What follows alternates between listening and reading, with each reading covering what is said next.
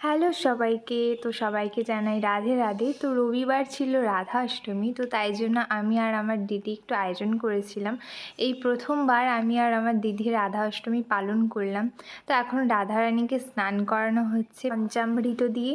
তো রাধারানী যেহেতু গোলাপ ফুল অনেক পছন্দ করে, তাই জন্য একটু গোলাপ ফুলও দিয়েছিলাম।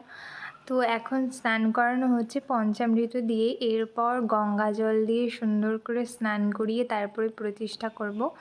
তো এই যে দেখতেই পারছো কত সুন্দর লাগছে রাধা কৃষ্ণকে।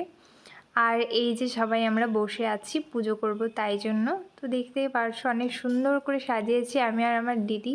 আর সেদিন ভোগ বানিয়েছিলাম আমি আর দিদি দুজন মিলেই। ছোট ছোট লুচি বানিয়েছিলাম, পায়েস বানিয়েছিলাম, আর মালপোয়া বানিয়েছিলাম, আর 5 রকমের মিষ্টি, 5 রকমের ফল, আর রাধারানীর প্রিয় পান। তো সব কিছুই এনেছিলাম মোটামুটি যতদূর পেরেছি। তো এই যে আমি আর আমার দিদি এখন পুজো করব। আর আমাদের যদি কোনো ভুল ত্রুটি থাকে তাহলে তোমরা কমেন্ট করে আমাদের জানিয়ে দিও, তাহলে আমরা সেটা শুধরে নেব। তো এই যে আমাদের পুজো কমপ্লিট। এবার রিঙ্কি আরতি করছে, মানে আমার দিদি পঞ্চপ্রদীপ দিয়ে। তারপর আরতি করার পর সবাইকে তাপ দিচ্ছে প্রদীপের। আর এই ছোট বোনটাও কিন্তু আমাদের অনেক হেল্প করেছিল সেদিন পুজোর জন্য। ও ফুলের মালা গেঁথেছে রাধারানী আর কৃষ্ণের জন্য। আর এদিকে তারপর কর্পূর দিয়ে আবার আরতি করছিল। এরপরে আমরা আরতি করে বাইরে বসেছিলাম, যেহেতু ভোগ দিয়েছি তো সেটা ঠাকুর গ্রহণ করবে, তো তাই জন্য আমরা সবাই বাইরে বসেছিলাম, পর্দা দিয়ে দিয়েছি।